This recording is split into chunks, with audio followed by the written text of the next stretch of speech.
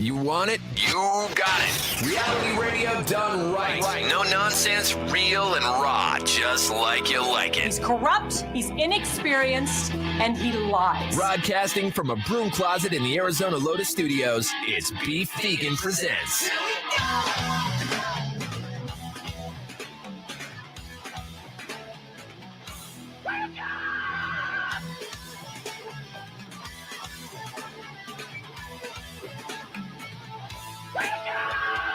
Yo, welcome back to the show. It's Beef Vegan Presents live on Rock 102.1 KFMA, streaming worldwide at KFMA.com on this beautiful Friday, July 7th. Good morning, Todd Marlie. Good morning, Beef Vegan. And good morning, Tucson. Thank you guys for tuning into the show. It's going to be a good one. We'll have Herb Stratford in later, talking all this movie stuff, tons of tickets to give away, and more. So lots of stuff to get to.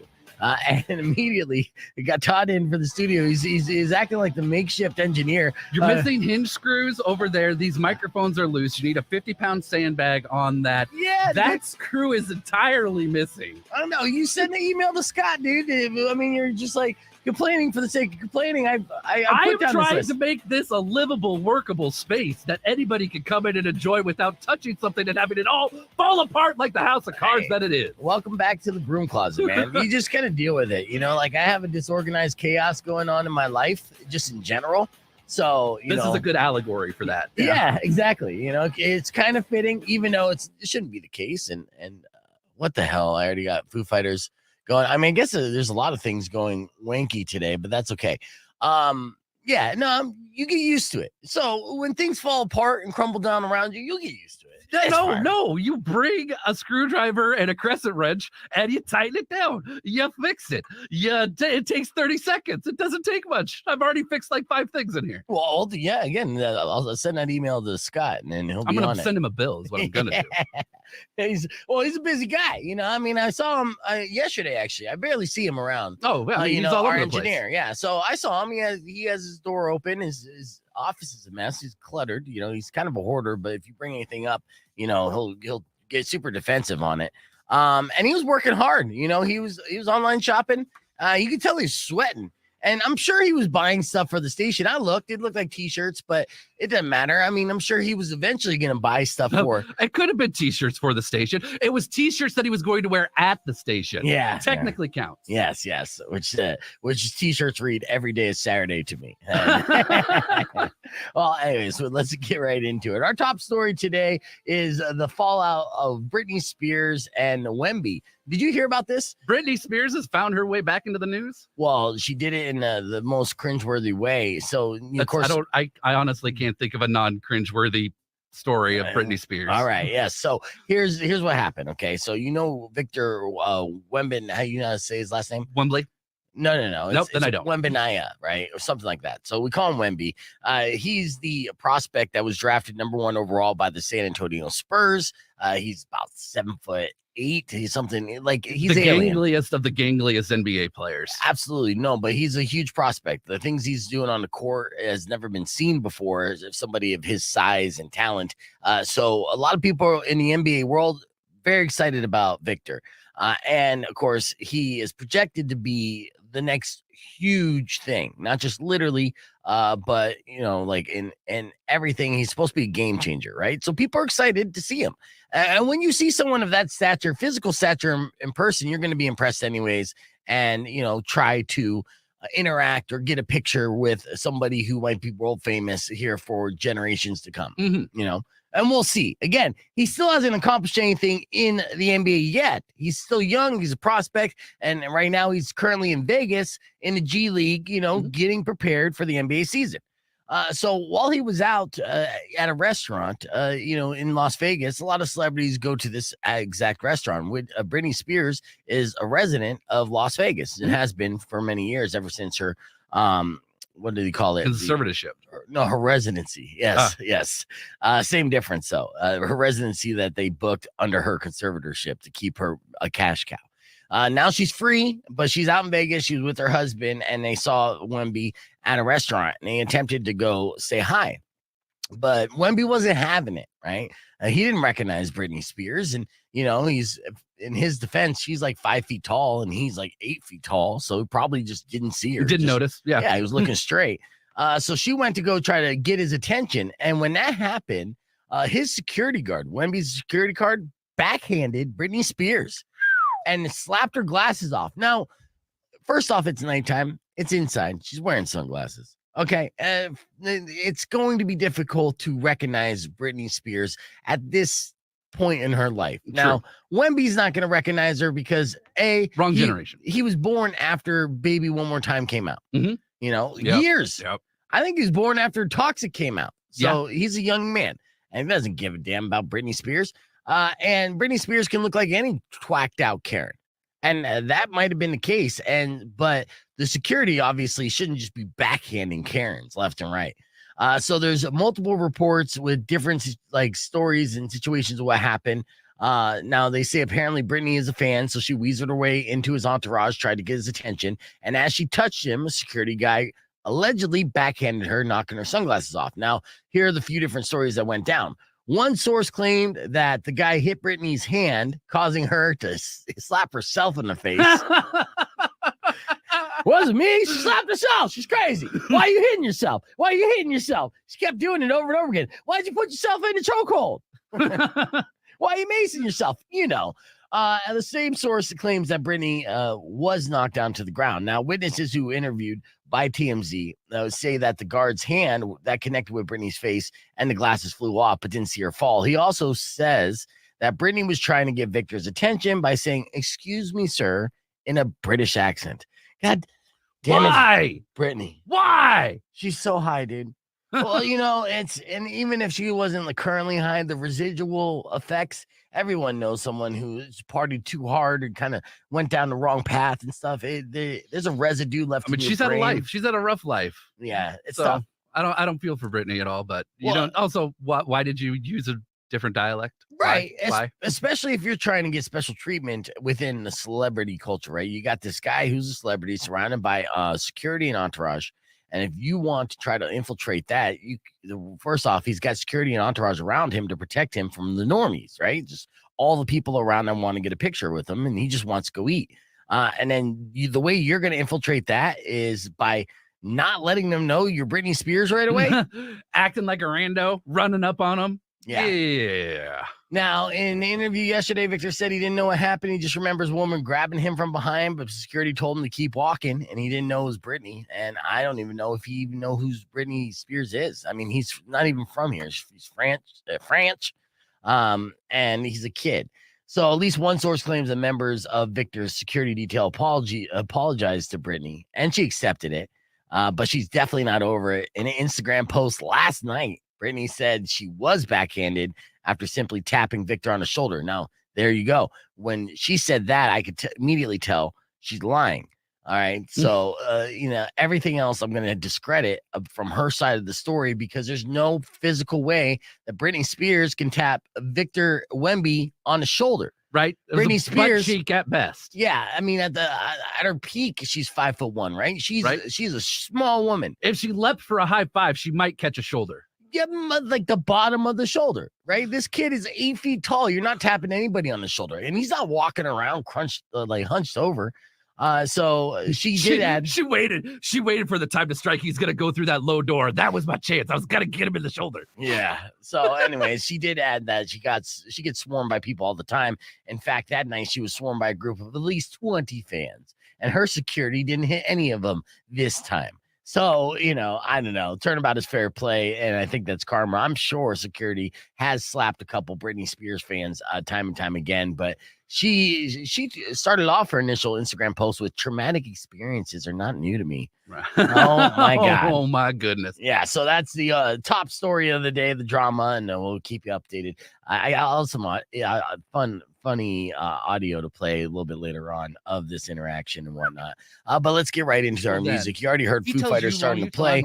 We got the Queens of the Stone Age. No. Nobody needs to tell me that I'm wrong unless I'm making actual incorrect statements. And good morning, everybody. We got a full house here on the podcast broadcast. It's a Herb Stratford Friday. Of course, we got Valdez back as well. So we're going to be talking movie stuff. About a minute 20, we'll get into the tease for the Mission Impossible review from Herb. And then we also have a couple other things to mention, but no Barbie, huh? You didn't want to mention Barbie? Did we talk about Barbie last week? Barbie's not for until the 1st of July, same day as Oppenheimer. See, we're not there yet. Okay, so that's what like kind of shocked me too, because all the Barbie hoopla, right? Yeah, and there is a lot. And Oppenheimer as well. In fact, actually, I just saw a meme of somebody saying like for 5 hours straight in a movie theater by seeing Oppenheimer and then Barbie like back to back, and that just seems like two opposite ends of the spectrum. Why would you do that to your psyche?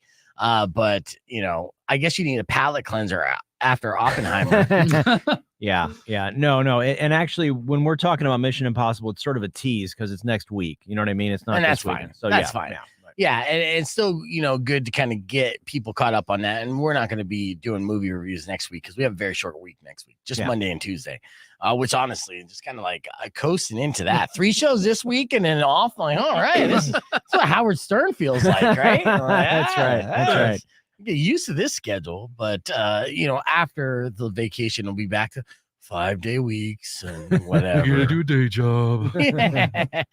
And 4 hours a day. I work so hard, Rock on 2.1 KFMA. It's Beef Vegan Presents. We're live in a podcast broadcast.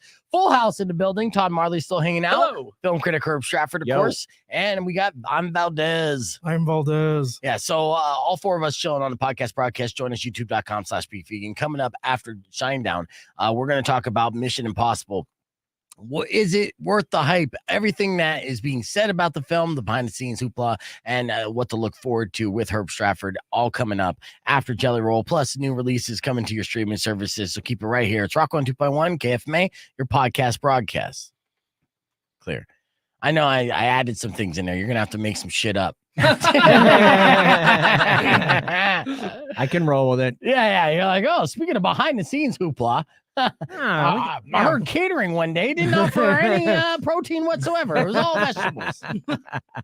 No, we can make stuff up, and there's always other things to talk about. It's movies, they're all made up. Yeah, well, that's true. But there's other stuff too. I mean, there's like the new streaming thing on Netflix called The Outlaws, which is Adam Devine, produced by your pal Adam Sandler. Pretty funny movie with Pierce Brosnan. And I love Pierce Brosnan post James Bond. His career has just been he has good choices. I like him because of his wife, right? So he married this like beautiful supermodel wife, right? And like 50 years ago, right? 50 years ago, still with the same wife, and then she filled out, right? So now she's like a voluptuous, a bigger woman. And he loves her even more. And he's just like, yeah, it's so much more titties and ass. He's just saying, he goes 007 deep in that ass. And I love that because, there's a lot of shallowness in Hollywood, right? And Pierce Brosnan aged like wine. He still looks like James Bond. He looks amazing. I got to tell you that guy, I looked at my wife, we were watching this. I'm like, he's a handsome man, isn't he? And she's like, yeah, he is.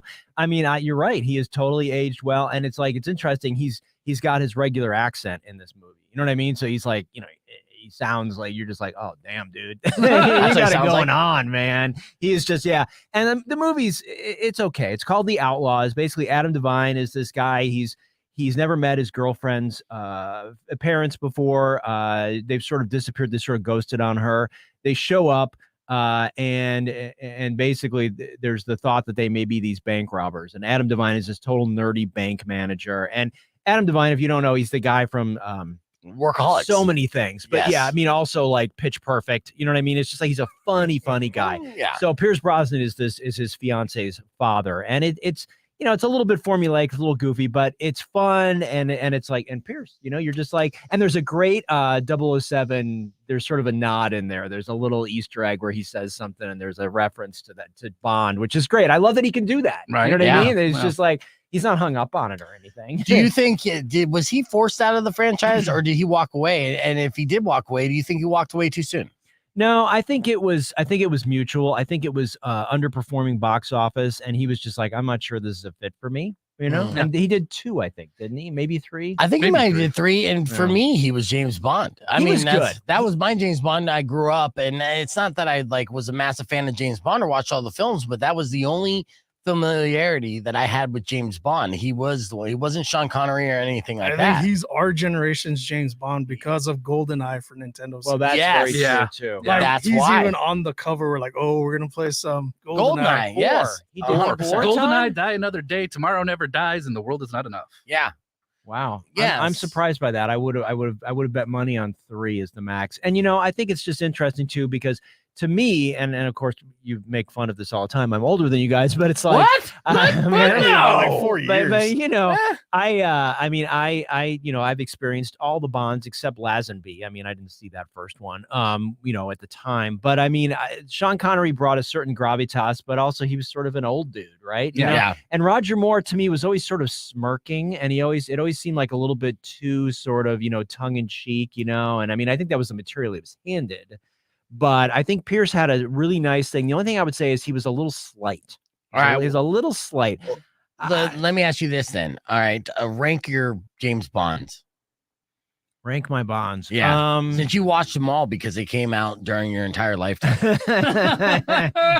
I don't know. I honestly feel like I honestly feel like at this point, if you take nostalgia out of the picture, right? Yeah. Because nostalgia would have me going towards Roger Moore and Pierce Brosnan. Yeah. I actually really dig Craig. I think Daniel Craig. Yeah, I just think Daniel Craig is. I mean, I love the fact that it was so angst ridden. People were just like, "Oh my God, how can he be James Bond and he's blonde?" You know what I mean? Blonde. It was outrage. Lost their mind. Yeah. I think he's got this dead eye. I just think I don't know. I just dig him. I've been rewatching some of the things like the last one, whatever it's called, blanking on what it is right now. The one where he's out at his estate, where his family was or whatever before he became an orphan. No Time to Die. Was that what it is? No Time to Die. Yeah. So anyway, I just dig him. He's my number one. No times to read scripts, just cash checks. Yeah. That's what the sequel was. Pretty much, yeah. It's Rock on 2.1 KFMA, hanging out here with film critic Herb Stratford. Of course, the big release, it's not happening this weekend, but next weekend is another stunt-packed film by Tom Cruise. It's Mission Impossible. How many Mission Impossible movies have there been so far with Tom Cruise? Is this the 8th one right now? Todd, pull it up, because I mean, I would say I want to say this is 7. 7. Okay, so he's almost on the Fast and Furious track. That is correct. 7. Okay. It is 7 in his, and there's another one coming. This is part 1. Yeah, part 2. Part 2 is already done filming. And here's the thing that's funny about this. Cruise. So when he and Christopher McQuarrie, who is the director, who's a great director, who they initially got together and they made that Hitler assassination movie, which was so good, that sort of didn't do well at the box office, but it's very interesting. Anyway, they basically, because Cruise in essence saved Hollywood with Top Gun. Yes. Right. They basically went back to Paramount and said, okay, you're welcome. Yeah. And you're going to give us the rest of the money we asked for Dead Reckoning Part 2, and we want a submarine. I mean, It was just like insane. And then for like one set piece, they're just like, well, it's going to cost like 18 million. We don't care. Give us a submarine. Yeah. Do you want a real sub? And they're like, well, how about we just give you this Ocean Gate sub? Will that work? Way easier to destroy. Just saying. Yeah. That's why we need you, listeners, so Beef can go to the GM and be like, you're welcome. My show's now number 1. We need a submarine. Yeah, I know, right? Yeah, so they were able to get that submarine in so part 2, there's going to be, I mean, and they were just like, do you really need it? And he's just like, I want it. Yeah. Yes. The answer is yes. I need a submarine. That's why I'm asking you for a submarine. So, I mean, he's very savvy about this, but he did come out this week and he said, I'm going to do these till I'm 80. Of course, the question was pitched because Harrison Ford turns 81 this week. Yeah. And he's like, I'm going to do it till I'm 80. And it's like, I don't know if you're going to be doing those kind of stunts to your 80, and it's all box office dependent. But I mean, these things have never. The interesting thing about these movies is they're never like super duper $1 billion movies. Nope. They really don't. Nobody really cares. But they're solid, right? I've never met somebody in my entire life, friend circles, that are like excited about a new Mission Impossible movie, right? There's no fandom. It's just something that keeps getting pushed out. I mean, the first one, I could see the first one. There was buzz around that. Yeah. Now, again, this was a movie based off a television show. Yeah. And so there was also like, people were like on the fence, being like, is it going to be good or is it going to be, campy? What's the deal? But then, of course, you got that classic scene of them being lowered down from the ceiling, and people have emulated that since. Beyond that, nobody has emulated anything else from Mission Impossible, and they're on their 7th film, and he's literally doing death-defying stunts in every single one and upping the bar. Well, and they, they'll come up with, I don't know, 200-300 million, right? So I Yeah. mean, it's fine, right? I mean, it's not, nobody's, but it's like a solid delivery. I think a lot of people tune in for the stunts, but I think esoterically for middle America, I think it's overwritten. I think their spy stuff is just, you start to like, okay, what's going on? You know what I mean? You get a little over confused. justifying their stunts. Yeah, and I think, he's got a formula, and I think that it's these, like, everybody sort of turns out to see, is this going to be a Faces of Death? You know what I mean? Right. Is he going to die making one of these stunts? You know? No, that's great marketing. Tom Cruise dies in this film. Well, We're going to see that. Yeah, sucker. we are. Yeah, that's when We you'll are. get Top Gun level performance at the box Yeah, office you're right. from a Mission Impossible Yeah, film. yeah. All right, but the overall buzz and early reviews on this is saying what? Saying that it's awesome. Okay. That it's very well done. That it's and upping the degree of, like, oh my God, right? First it was just hanging onto the outside of a plane, and now he's doing the stunt that we talked about off air, where they filmed it the first day in case he died, where he jumps the motorcycle off. I mean, they were way out in front of this. I think it was probably 9 months ago when that little behind the scenes featurette came out. Yeah, about, the motorcycle jump. yeah. Yeah. They were like, okay, we're gonna keep the Look at buzz what up. Tom Cruise is doing. We're doing a movie. Come check it out, everybody. Yeah. Here's our biggest stunt. Watch it 6 times. Yeah, and he is Yeah. almost 60, if not.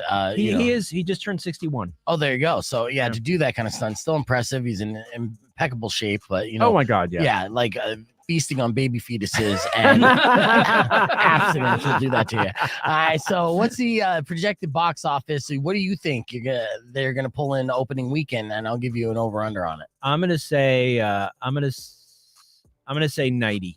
You're gonna say $90 million for Mission Impossible. I feel like, and even though globally Indiana Jones Well, did okay, domestic or global? domestic. Domestic 90, yes. Okay. Okay, so I do feel like America is over senior citizens doing action films. I do. Yeah, facts. yeah. Let's get some new action stars up in here for real. I know these old guys taking all our action jobs. I mean, do I have to wait until I'm 70 to start kicking ass, or can I start kicking ass now? And even the fact is, I'm too old to be an action star. Start now. You'll be ready by the time you're 70. Yeah. But so I'm going to say under. I'm going to say Mission Impossible going up against some stiff competition. Is there going to be stiff competition next weekend? No, the decks are pretty cleared, and that's why there's not much this weekend, because everybody thought that we'd be beating the bushes down to get to Indiana Jones, which isn't happening. Lord, Right. no. Yeah. Yeah. I mean, no, it's a little bit soft. Everybody was staying away from it, but I mean, the other thing is it's a lot of IMAX stuff. So there was a big stink where he was trying to get on more IMAX screens, and he was mad because Oppenheimer had him all tied up, and so they were like, well, you can have it for a week. Right. Yeah. And he's like, no. Yeah, So, well, and that's a little bit of the delusion and the ego of Tom Cruise. You get a peek inside. And he's like, no. America wants Mission Impossible on every single IMAX screen for at least 3 months. This is my avatar of stunt films. And it's like, no, dude. Yeah. Well, when you put it, when fighting for that IMAX screen, the other one is Oppenheimer, and you're talking about the American public, Tom Cruise might be right. Well, we'll see. Okay, we're going to keep this conversation moving on the podcast broadcast, and there Valdez will weigh in as well. He's just sitting there quiet. We don't. We just keep him around to say I'm Valdez. Yeah. No. He's youtube.com/beefvegan. Join us there. We'll be back with more right after this. Say the line. Say it. See you later. Relax. All of a sudden, you just start hearing whipping. Yeah. There he is. Say it. Ken's like, waiting on Valdez to speak. So, what's your hot take on this, Valdez? Or you don't care about old white people doing stuff? I mean, I want to see a fat action star. That's what I want to see. Good luck with that. I'm tired of these like slender British dudes. Like, give me a fat Jack James Black, Bond. Shallow Hal. That wasn't best I can action. do, Sorry. No, best I could do. Sorry. You're not going to see a fat action star because whenever there's like a scene where there's a chase on foot, it ends quick. And Paul Blart, Mall Cop. Hello. Yeah. Hello. I mean, that joke's done over and over again. And like, hey, it's been done. So they attempted to do fat action stars, and then they always go for the cliche fat stuff. You're never going to find a fat action star that has good cardio, even though you might find fat guys with good cardio in the WWE and in the NFL. There's like I say, every O lineman ever. Yeah, exactly. There's definitely fat guys with good cardio, but they don't like showcase that in movies. It's travesty. I know. I'm just surprised Herb's not talking about the potential sequel to the Barbie movie yet. Why? There's always a potential sequel. They can't do that. They've run out of pink. They were talking about 2 Barbies, 1 cup. I mean, it was just. This is the second 2 girls, 1 cup joke he told us today, and the first one was off of the Britney Spears reference, right?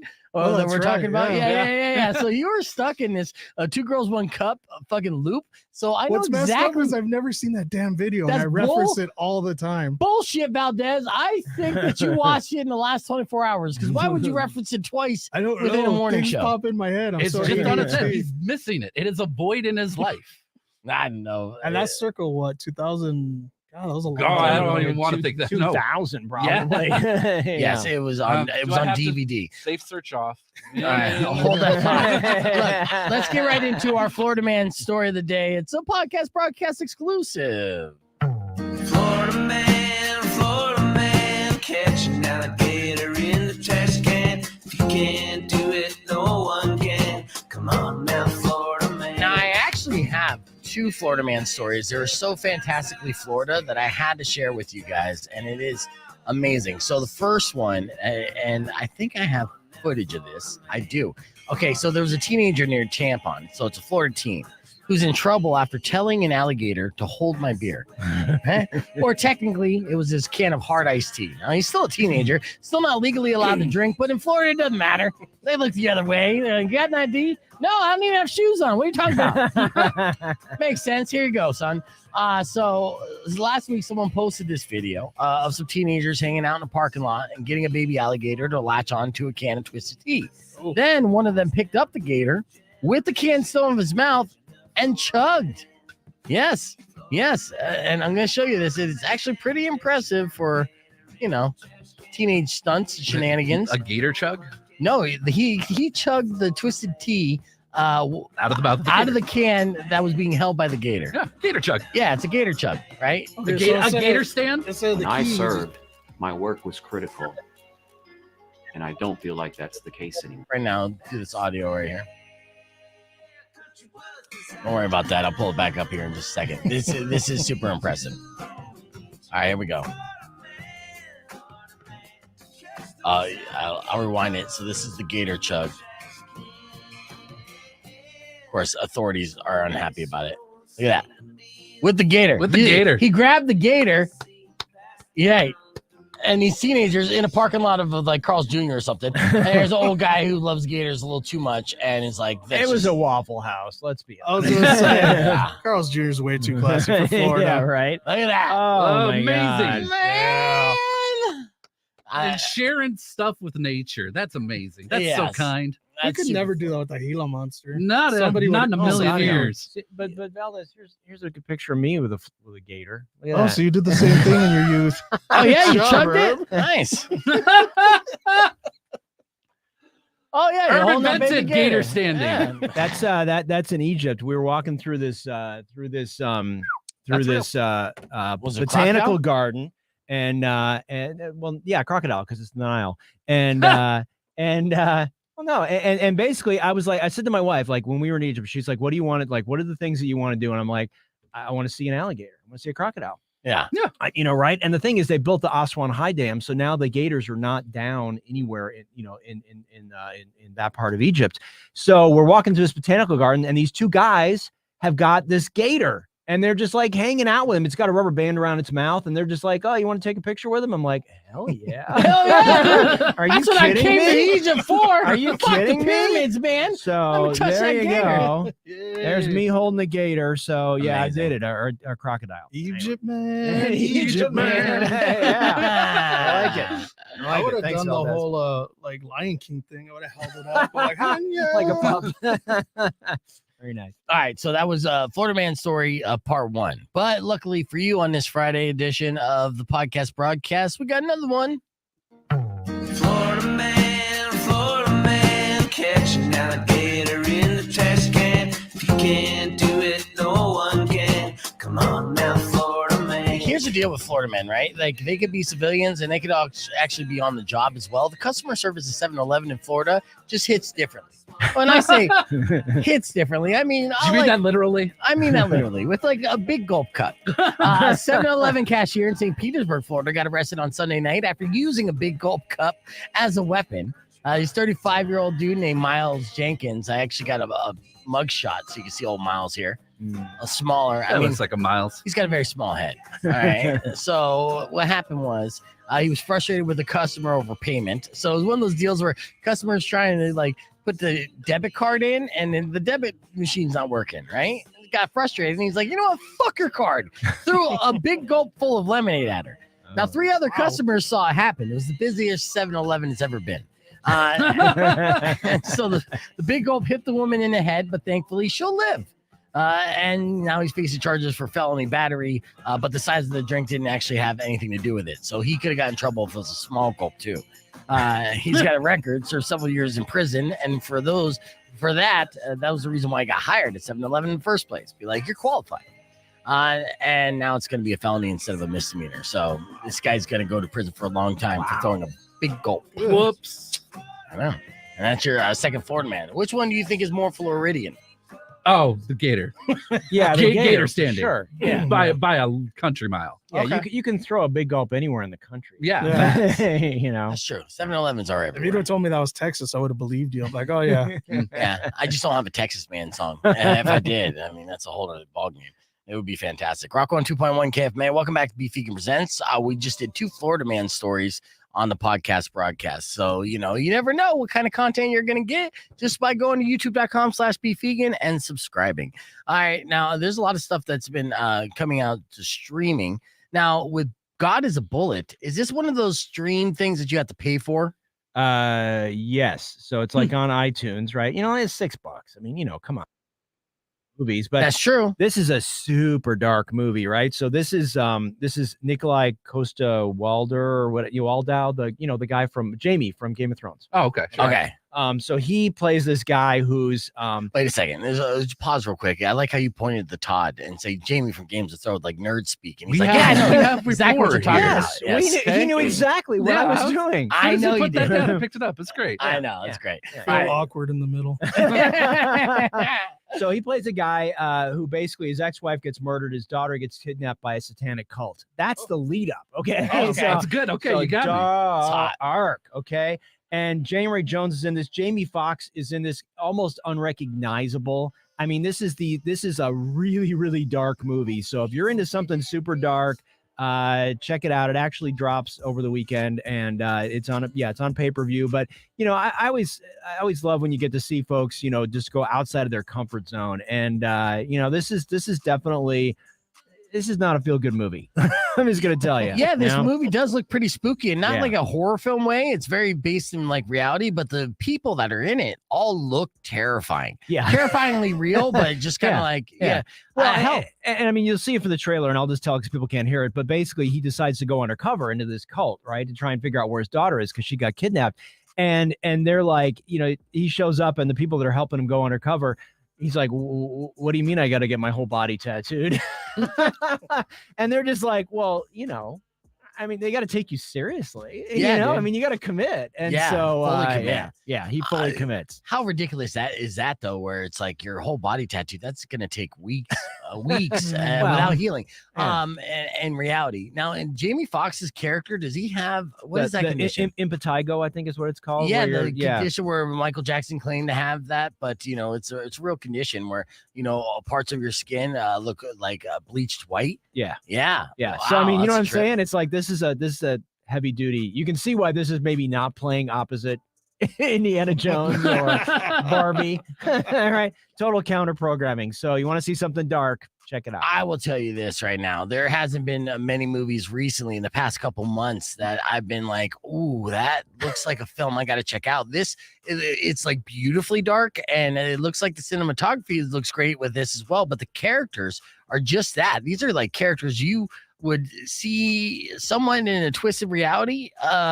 It seems kind of reality based, but in a very dark way. I'm intrigued. Yeah. I'm super intrigued. Yeah. And might even waste some money or put it on a credit card and pay for it later type deal. I God don't is a know. It bullet. seems like amateur hour. Like Liam Neeson saved his daughter and he didn't get one tattoo. 3 takens, 3 daughters. That's not, not that's one not tattoo. based in reality. Wife, That's your not, dog. that's not What? based in reality, bud. What? He does not have a particular set of skills? He did not. He What? did not. Yeah, What? he doesn't. Outrage! I know. So, He does, buddy. Thank you. All right, let's talk about Biosphere. Is this a remake of a Pauly Shore classic? No. Did What? they No, shoot it's that not. You here? cannot remake Biodome. You cannot.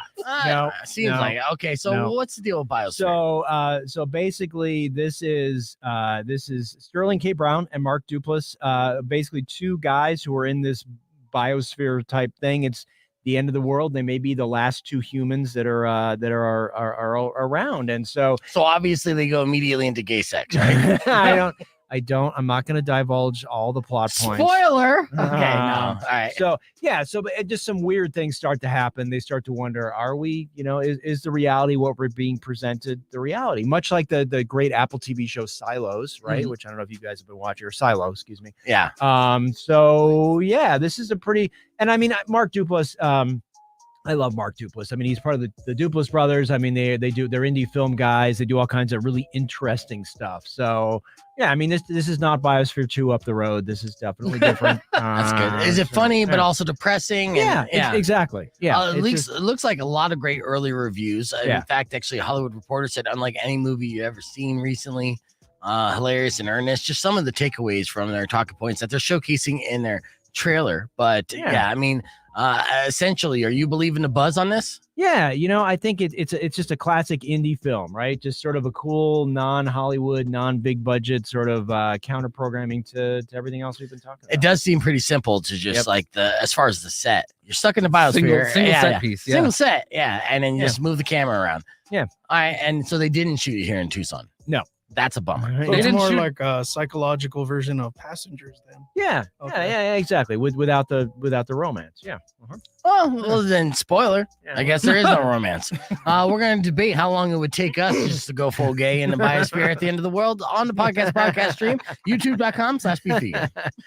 Now that is a tease. Thank you. And my answer, short answer, 3 days. 3 days. If it's the end of the world, bro, and it's just me and Valdez in the biosphere, I'm like, sorry, we're gonna have to figure out this top and bottom situation. You got the Because more cushion for the pushing. your body type, He goes straight for the fat guy. well, your body type matches most women I date. Right? Beef likes to go what's for available, what he can acquire. Yeah, it's realistic. So I'm just a walking last call. Yeah, sorry. But yeah, it's about 3 days. Again, end of the world shit. It's like we're gonna have to figure out this gay thing, and we'll make the most of it. And again, end of the world. In that scenario, you're trapped in the biosphere. You don't know how much air you're gonna have left. You go out with a bang. How many days do you think it would take you in the biosphere? Depends on who I'm with. Oh, okay. So Brad Pitt. I don't know. Is he into it? End of the world, bro. Like, I don't know what Brad Pitt's First off, attitude is. I don't want to do non-consensual things. At the end. Brad Pitt is so used to fucking, he probably would have sex withdrawals. So he would probably be way into it and being like, hey, Todd, man. If he's into it, yeah, sure. For a couple days, Couple days? couple days, and some wine, sure. All right. Same scenario for you, Herb. Brad Pitt, biosphere, end of the world.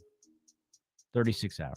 There you go. See? I think that's more realistic. And That's a that's day and a because, half versus a couple of days. And I get that's because he wants to get to know Brad on a personal level before, Here's the thing. Brad Pitt is interesting to me because he is an interesting, has interesting houses, right? Yes, you yes. know? I think you could actually, he's one of those guys where he could please you. Is that what you're trying to get at? He can satisfy you. I'm just saying, I think there'd be a lot to talk about, I guess is what I'm saying. Like there's, you could see hanging with that. That dude seems like somebody you could hang with. yeah, super Right? interesting stuff. Like Tom Cruise, I would just be like, ugh.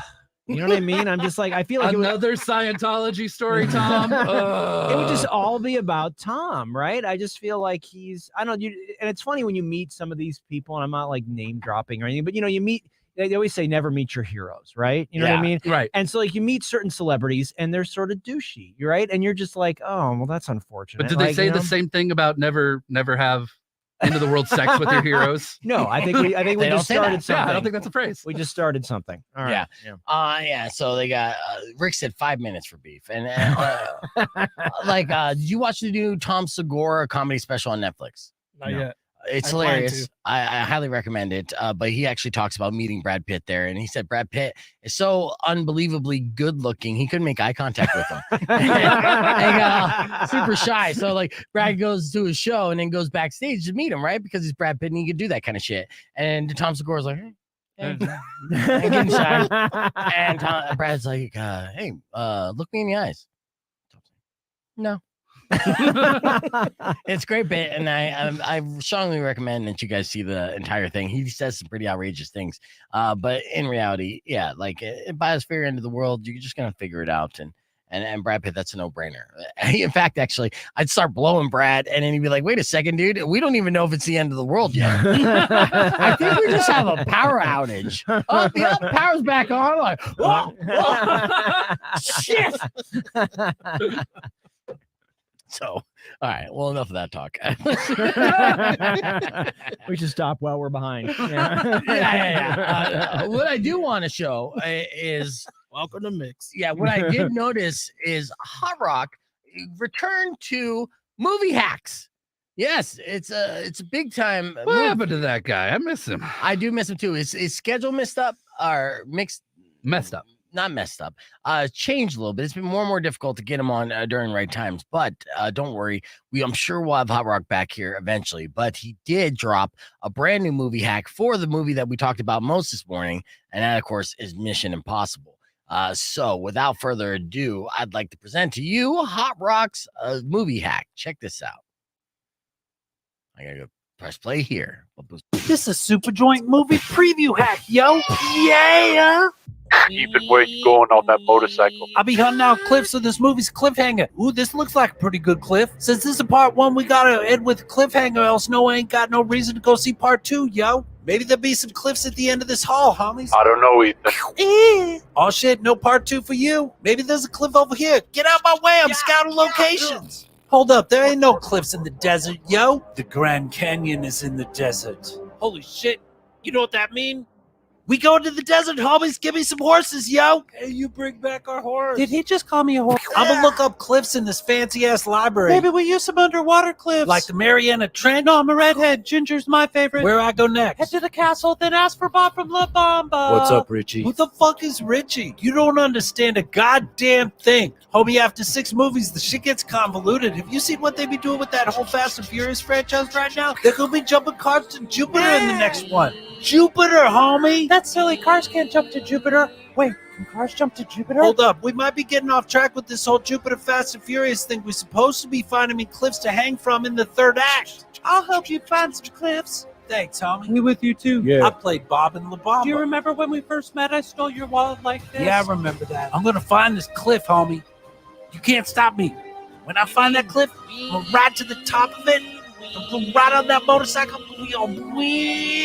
But then I'm gonna jump and people gonna freak out because they thought I was gonna cliff hang, but then I'm a cliff jumper, yo. Yeah. Just gotta find the right cliff. Ethan, I think this whole cliff thing is becoming an unhealthy obsession. Unhealthy? Yeah. Homie, I do my own stunts. Look at me. Yeah.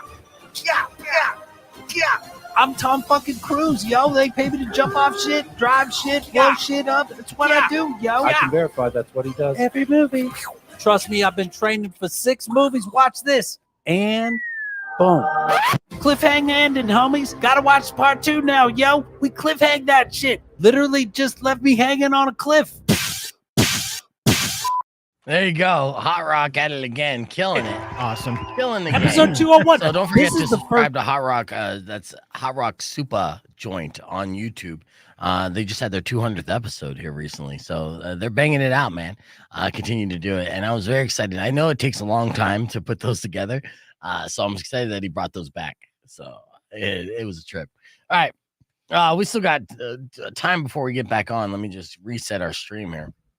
So you were talking about competition, and I just got to say I pulled up my list, and there's not a lot of competition for for Mission Impossible. Really, there's nothing else that weekend. That's the kind of movie you get out of the way for. Yeah, I mean, you really do. I mean, there is some stuff streaming. There's a pretty interesting horror movie called Quicksand on Shudder. You guys remember when you were growing up, maybe like quicksand, like you were afraid of that? I had lots of warnings as a youth about quicksand, and it turned out to be not a big problem in my life. Yeah, comedian ended up doing a bit about that, but yeah, you're right, because we were terrified as a nation of quicksand. I mean, I remember like thinking, oh, I saw it on Gilligan's Island. I saw it a couple other places. It must be everywhere. Yeah, and it wasn't. So interesting little horror film. Too Hot to Handle returns. Beef, you're familiar with that show. That's the show where you're not allowed to have sex. Yeah, right? And they always fail. Yes, spectacularly. Lots of people in bikinis and ripped dudes. Netflix season 5 dropping on the 14th of July. And and that's all in lead up to Barbie and Oppenheimer on the 21st. So now, speaking of Barbie, there's going to be a new TikTok trend that's already taking off. It's the Barbie heel challenge, where in the movie Margot Robbie, who apparently, according to the director, has perfect feet. And this is not director Quentin Tarantino. No, this is a female director. This is Greta Gerwig. Yeah, they're like, we couldn't even CGI these feet. They're that good, and that doesn't surprise me. Margot Robbie, she's that fantastic. And if you watch Suicide Squad, James Gunn's edition, then you see those feet in action. And if you are a foot person, you probably orgasm super hard at it. But so she takes off her shoes, her high heels, and then her feet remain the same, just like Barbie, right? Like they're just forever stuck in that position. Now there's a TikTok trend that is starting to happen. It's called the Barbie foot challenge, where people are trying to emulate that. And doctors are warning these girls are going to fuck themselves up, man. They're going to break out their ankles and all this other stuff. But I'll tell you what, I know I can pull off that Barbie foot challenge. just a fun fact. My first 5 years of my life, I learned to walk by walking around on my tiptoes like that. I wouldn't walk flat-footed at all. I was like a baby raptor, and I'm like, just kind of hopping around. I mean, I probably had some brain disability and stuff. I grew into it, but why my toes are all crooked now, like all that stuff. But okay, maybe not so fun of a fact. I'm going to show you another video. We talked about this earlier. I actually kind of think this is genius. Okay. It's a restaurant in Thailand, and they can't do this in America. People will get way too offended. And I imagine that this is an all-you-can-eat buffet because of their system that they have to give discounts for people based on how skinny they are. The skinnier they are, the bigger the discount. So that wouldn't work if it was like a plated deal, right? Now they would charge Valdez double. They charge me about time and a half. And here's what they do to justify how skinny you are. They actually have a system where you walk through a series of bars. Oh my God. If you could squeeze your ass through these bars, you'll get various discounts. Now, of course, the extra wide frame, the door thing, full price, motherfucker. You're going to eat a lot of food, full price. Right. Wow. But if you could squeeze into this other one, like this woman does, there's a 5% discount. Boom. Right. Squeeze through the next one. It's even shorter or skinnier, 10%. And then this one's even more difficult. That's a 20% discount. And she was able to squeeze her ass nearly through that. Now, the other one, you see, it looks impossible. Like nobody could squeeze in through the food for free one, but kids can. So it's like kids eat free at this buffet. And his 10-year-old son of the woman in the video that you're seeing right here, you could see he's able to easily, just bragging, by the way, that he could squeeze through all those bars and nearly squeezes his fat head through. And now he gets to eat for free. Now, this video went viral on TikTok. And obviously, I think it's not that bad of an idea for an all-you-can-eat restaurant. But, of course, that's something in America we would never be able to do. Right? That's in Thailand, right? The other way around. We do it the other way around. Go to Vegas, go to the Heart Attack Grill. Yes, yeah. Again, you keep saying Vegas and a Heart Attack Grill. I'm not convinced that it's still awake and open. Yeah, Rock 1 2x1, you're on the air. Who's this? This is Justin. I want to let you guys know you can hear you on the radio still. Yeah, no, I know. We're on the radio. We're doing a podcast broadcast, so sometimes we don't even reset it. You're mid conversation, bro. Yeah, you're good. You're good. No, I appreciate it. I like how you're like, hey, dude, we could just overhear your. Oh wait, I'm still playing a song right now. Yeah, that's what I'm. Yeah. That's what I'm saying. Whoops. Yeah, we don't have a radio. I was playing System of a Down and doing a full segment on the radio. Thank you, Justin. I'm an idiot. I'm like, this is not how you do radio, actually. All We're right. professionals. Right on, man. Well, I appreciate you, dude. You guys have a good one. All right, you too. Yeah, no problem, man. You have a good one. I know worries. In fact, actually, I'm cutting off the System of a Down song that I ruined, but we have to do the single song takeover anyways. And with that, Todd actually has a request this morning.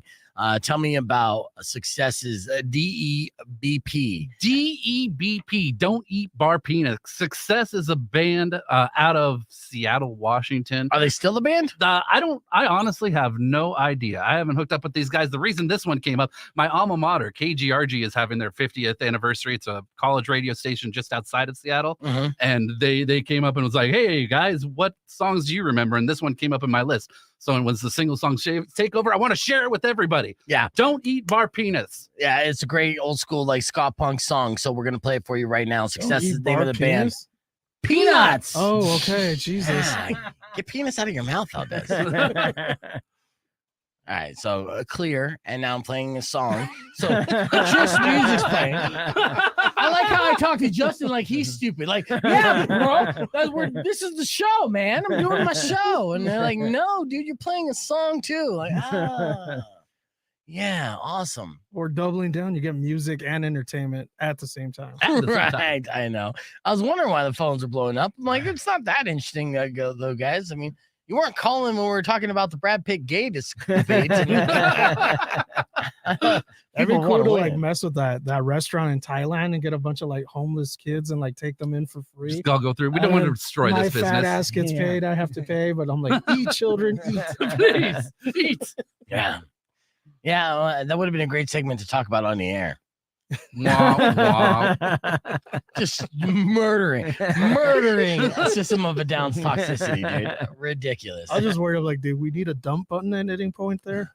No, because I literally like came back and I said we're on the air. Oh, okay. Yeah, to kind of make sure, and then I would have been ready to hit the dump, and then it would have just looped the song. It would have been so bad, so weird, worse than it was. Yeah, whatever. It's Friday, it's short week. Let's play music.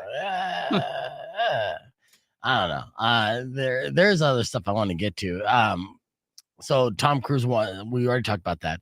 I talked about the Margot Robbie thing. Jennifer Lopez is in the seltzer selling game, right? So she's selling like a White Claw type seltzer.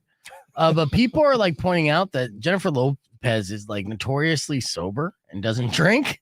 So, they're kind of mad about that because Americans, they want their celebrities to be full-blown alcoholics if you're going to sell us. So is this Lopez, or I thought it was Blake Lively they were mad at? No, they're mad at Blake too, but no, this is Lopez. So Jennifer Lopez defended her spritzer brand by saying that she'd been 2 in 1 week. Yeah. Right. I mean, that's sort of nuts. Well, you know what? Maybe it's a female thing because obviously like Blake Lively's husband is Ryan Reynolds. He sells Aviator gin. And nobody gives a shit or even checks to see if he drinks gin, and gin's disgusting, right? So, and then of course we don't bat an eye when George Clooney's selling tequila. Yeah. Right. Yeah. So it's a very sexist kind of thing, but women try to sell us booze, and it's like, whoa, what do you know about alcohol? It's a man's game. What are they saying about Blake Lively? What's the feedback on that? Just the same thing that they know she doesn't drink. I mean, and part of the reason she probably doesn't drink is because she's like had 5 kids with Ryan Reynolds. Yeah, no one's always pregnant. I mean, it's the argument is you're way too healthy to sell us poison. Yeah. I get that. Makes sense because if they don't drink, they haven't tried the product they're hawking. Yeah. That's like me being like, go eat a cup of salad. They're like, when was the last time you had a salad? Like, doesn't matter. Just go eat there. That's true. That is true. I mean, you don't best salad I've never had. Exactly. But yet, if I tell you, go eat a Güero Canelo, they're like, this dude knows what he's talking about. Absolutely. Yeah, I mean, that's true. And honestly, like, that's why I guess Food Network hosts, like, they seem like they're more successful the fatter they are in most scenarios, right? You kind of trust that. The Guy Fieri's, you're like, this guy eats. Like, if you're going to talk to me about like the grilled cheese, like this is the best grilled cheese, you better be over 200 pounds. Mario Batali, he sexually harasses and eats. I mean, he's got everything down. He's like the Weinstein of the Food Network. That's true. He probably should be canceled. Probably. Yeah. Probably, yeah. Yeah, we're not supporting that. How does? All right, we got a beef tip coming up right after these words. Your TMI top 5 is going to be on the podcast broadcast. You want to hear today's top headlines? Join us youtube.com/beefvegan. And that's how you do radio on the radio. While nothing else. Oh, wow. Look at us taking notes, man. We are learning. Yes. I did forget to back sell the Success song, though, because a lot of people are not going to know that. And if I was to get air checked, and this happened to me with a Mac before, that was the only takeaway. It was like, hey, you told people about the song going into the song, but then you didn't tell people about the song they don't hear on the radio at all ever after it. And I'm like, yeah, that makes sense. All right, let's get into these headlines. This was interesting. Now, of course, a lot of Zuckerberg and Elon Musk is in the news, of course. And I know I'll let you talk about the lawsuit that's happening with Threads right now. But first, a new report about the Starlink satellites. Of course, Elon Musk owns the Starlink satellites, and pretty innovative. The report basically stated that they found that they had to make 25,000 collision avoidance maneuvers in the first 6 months of the year to avoid crashing into stuff up there. And even just one collision could cause a chain reaction, mess everything up because of Starlink. Earth orbit is a junkyard. Right Yes. now. Absolute junkyard. If you think, honestly, that we got trash here and we got a problem with our trash here, you got to see what's surrounding us. And imagine, okay, they're going to reveal the aliens and whatever the fuck. We already got a reputation. Like, Earth is like the universe is New Jersey. You understand? Right? They're like, look at that dirty ass Earth. We're just a mess. And we're surrounded by garbage, right? Yeah. In space. All those satellites that defunct, not defunct, they're all floating around up there, and nobody goes up to get them if they stop working. They just leave them in space, and then they crash into each other, and then they make really fast, tiny little bits that fly in every direction. Yeah. And also, I'd like to give a shout out to young Adrian, whoever, if it was Justin who called in, awesome mistake on air, got me to sub and comment, so thank you. And if that's what we got to do to build our subscribers. All the time. We can do this. All I just got to do is, you know what, if it relies on me to fuck up on a regular basis to build our subscriber count, to be ready to have 1 million subscribers, because YouTube's sending us a button real soon. Yeah. But I found that very interesting, and it is a reminder of all the trash that we have in space, which is pretty ridiculous. All I can do. It's going to affect spaceflight. Yeah. Us trying to get to the future, we have to calculate all that and find that window to shoot a rocket into space to get through all that trash so one doesn't collide into the side of it and cause another challenger. Right. Herb, did you sign up for Threads yet? I did, actually. Yeah. So it was a very easy thing to do. Valdez, what about you? Okay. Well, you could do it through the app. And of course, you don't have Instagram. So that's a big no for you. Yeah. Right now, of course. Really? Threads is supposed to be the Twitter killer, right? It's Meta owned, meaning Mark Zuckerberg. It just adds to the beef that Zuckerberg and Elon Musk has. And now, obviously, Elon Musk is not happy about having a competitor after spending money, so much money on the app and then destroying it. But now there's a lawsuit that Elon Musk and company is filing against Threads, correct, Todd? Yep, that lawsuit does in fact exist. It was fired off towards Meta hours after they launched Threads. Yeah. So what's the basis of the lawsuit? The basis of this lawsuit is that Twitter is upset that Meta hired people that they fired. Yes. Well, and if you think, I mean, I'm no legal expert, but it's like, hey, you got rid of them. These motherfuckers need to work. What's the big problem? What's the problem? Yep. And our Twitter is claiming that Meta has stolen all these secrets from Twitter by hiring all these employees that Twitter decided that they didn't need anymore. So the TLDR is Twitter's got nothing. Yeah. So you don't think it will hold up in a court of law? Oh, it's only probably going to go through because these people have a metric ton of infinite money. Yeah. So they're going to be fighting for a while. I'll tell you this. This is the irony in this, is that Elon Musk and company are upset that these former employees of Twitter are starting a rival company against Twitter, doing all the things that Twitter used to do before Elon Musk bought it and changed it. Right. So essentially what they're going to do is basically reset Twitter, hopefully, to where it was before Elon Musk and company bought it and started making all these changes.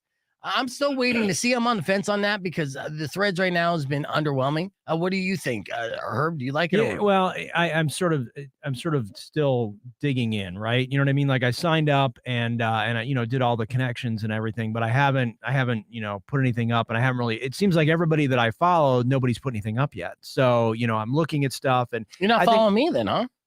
I don't know if I am yet. I tweeted something hilarious, or I threaded something hilarious. It's interesting to me just because I think, in my mind, Elon did screw. I was never a big Twitter fan, but I mean, it just seems like he's put the nail in the coffin. And I sort of hate that it's Zuckerberg doing it, but at the same time, I'm like, who else was gonna do it? Well, yeah, exactly. Nobody else has that built-in sort of ease. I mean, literally within 5 minutes, I was in, and I had imported all my Instagram people, and I'm like, damn, that was easy. They made it easy, and that's why Rico's super excited about this and believes it'll work because of how easy it is. But again, I don't see the difference between Threads and Instagram yet. But they're going to be adding new features. And two quick things. Unless the former employees sign non-competes, which is a possibility. But we'll see that as the lawsuit develops. Now, a funny thing about Threads is that, I made the argument yesterday that the great thing about Twitter is that it's completely uncensored. You can see things on Twitter that you can't see on Facebook and Instagram and things like that. And I'm basically talking about nipples. And so Jules, a mutual friend of the show, she's been a listener of the show for a while. She's just in the metal scene. She actually threaded that. She said, if I can't post titty threads, if I can't post titty on Threads, this isn't a sufficient replacement for Twitter. I said what I said, to which I responded. Okay, this is my first reply to a thread that I saw. And I was like, I was making that same argument this morning. Not about your titties, but, censorship in general. And that's what makes Twitter work. And then I added, totally unrelated, by the way, what's your Twitter handle? And then I followed her. But I mean, that's the argument. So 30 million signups in the first 24 hours or something, I think they said. Yes, so, yeah. but unless they make Threads the uncensored zone for news, information sharing, and that means only fan content and all that nonsense that makes Twitter the cesspool that it is, then it will not be a comparative competitor. It just won't. You kind of need it. And I understand you probably don't use Twitter for those reasons, but as far as breaking news is concerned, you see the videos.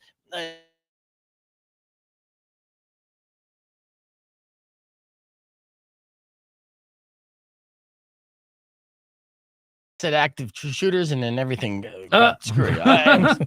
The thing that happens every 12 hours in America, well, you'll get these videos shot by civilians like in real time as it's developing before the even news cycle gets it, right? So you're knowing what's happening, uncensored right there. Now, yes, it could be too bad. What?